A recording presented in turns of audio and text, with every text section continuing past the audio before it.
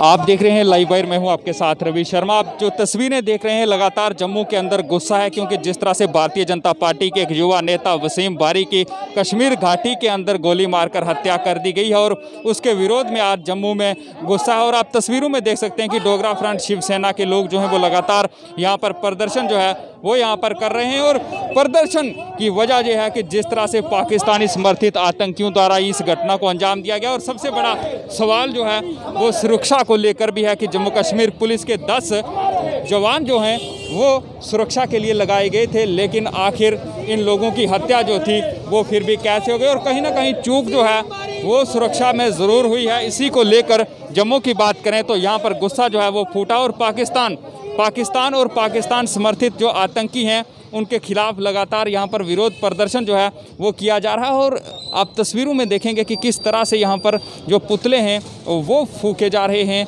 जो तस्वीरें हैं वो फूकी जा रही हैं पाकिस्तान के प्रधानमंत्री इमरान खान की।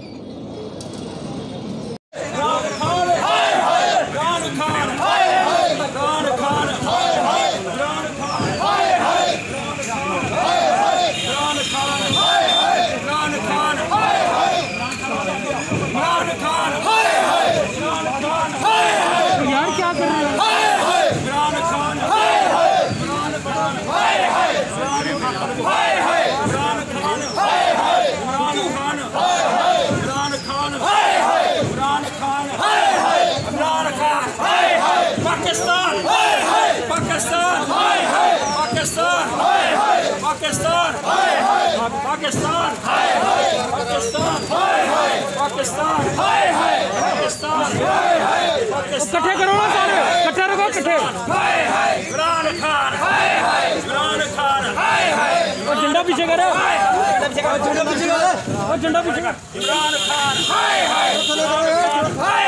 इमरान खान, इमरान खान, इमरान खान, इमरान खान, इमरान खान करने के लिए मौजूद हैं अभिषेक जी, इनसे बातचीत करेंगे। अभिषेक जी, क्या कारण जो है वो आप समझते हैं कि जिस तरह से ये हत्या कर दी जाती है पाकिस्तान समर्थित आतंकियों द्वारा, जो भी राष्ट्र की बात करेगा, देश की बात करेगा, उसे मार दिया जाएगा, क्या कहेंगे? घोर और कड़े शब्दों में मैं इस घटना की निंदा करता हूँ। ये बर्दाश्त नहीं है, लोकतंत्र के ऊपर हमला है ये।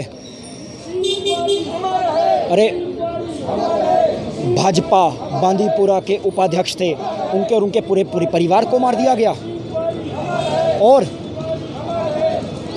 एक बहुत बड़ा जो एक प्रश्न दिमाग में पैदा होता है वो ये है, 6 हफ्ते पहले तक उनके पास आईटीबीपी की सिक्योरिटी थी, इंडो तिब्बतियन बॉर्डर पुलिस की सिक्योरिटी थी। 6 हफ्ते पहले सिक्योरिटी एनालिसिस किया गया, उन सबको हटा दिया गया, जेकेपी को सिक्योरिटी दे दी गई। अरे जेकेपी की सिक्योरिटी देने के बाद 10 लोगों की जिस समय हमला किया गया एक भी नहीं था। सुरक्षा की बात करें तो सुरक्षा में बड़ी चूक जो है वो बताई जा रही है कि एक भी जो पीएसओ था वो वहाँ पर मौजूद नहीं था और इस तरह से गोलियां मारकर उनके भाई की, उनके पिता की भी साथ में हत्या कर दी जाती है। कहीं ना कहीं सुरक्षा में चूक जो है वो ज़रूर हुई है। सुरक्षा चूक नहीं मैं कहूँगा, हमारी जेकेपी बहुत मुस्तैद है। उन्होंने अपनी शहादत दी है इस देश के लिए, इस प्रदेश के लिए। आतंकवाद से तब लड़ते थे जब दुनिया भर, खासकर यूनाइटेड नेशन ये कहता था आतंकवाद होता गया है। उस समय से आतंकवाद से लड़ रहे हैं। उनके पराक्रम को, उनकी एक साहस को हमेशा एक सल्यूट है। पर 10 लोग थे, 10 में से एक भी वहाँ नहीं था। आईजीपी कश्मीर ने इस बात बड़ी साफ कर दिया, 7 लोगों को हमने पकड़ लिया, वही सिक्योरिटी वाले, बाकी 3 भी कब्जे में आ जाएंगे। पर इस बात को हमको ध्यान से देखना चाहिए, ये 10 लोग या 7 लोग या 8 लोग कौन है जो पूरी जेकेपी को बदनाम कर रहे हैं? अरे घर में थे, घर के अंदर दुकान थी, 9 बजे का समय था, कर्फ्यू चल रहा है, सब कुछ बंद हो चुका था, पर दुकान खुली थी। और उन आतंकवादियों को इतनी एक एक्यूट और प्रिसाइज इन्फॉर्मेशन थी कि हाँ दुकान खुली है। 10 मीटर दूर एक पुलिस थाना है, कोई सिक्योरिटी वाला नहीं है, और पिस्टल लेकर के आए, वो भी साइलेंसर लगी हुई। अरे हमारे सिक्योरिटी फोर्सेस का पराक्रम देखिए। आज से 10 साल पहले, 20 साल पहले चले जाओ, हमला करने आते थे, बड़ी बड़ी जगह पर आकर के बम धमाके करते थे, बड़ी बड़ी जगह पर आकर के बड़ी बड़ी बंदूकें लेकर के आते थे। और अब अरे चुप करके आए, पिस्टल लेकर के साइलेंसर लगाया, आकर के मार दिया।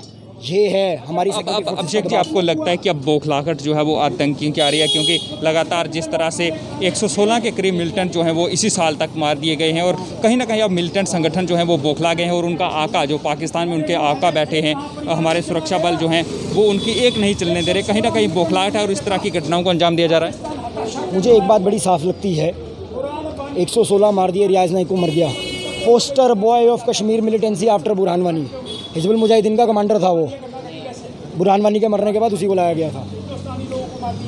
जब poster boy of Kashmir militancy मर गया, ये लोग घबरा गए, अंदर से हाँफ गए, पर आज भी इनके पास कुछ OGW जो ओवरग्राउंड वर्कर है, आज भी इनका एक नेटवर्क है और बुझने से पहले दिया बहुत ज़ोर से फड़फड़ाता है, तेल ख़त्म हो जाता है, घी ख़त्म होने वाला होता है ना अंदर, फिर फड़फड़ाता है। ये बस वही चंद दिन रह गए हैं।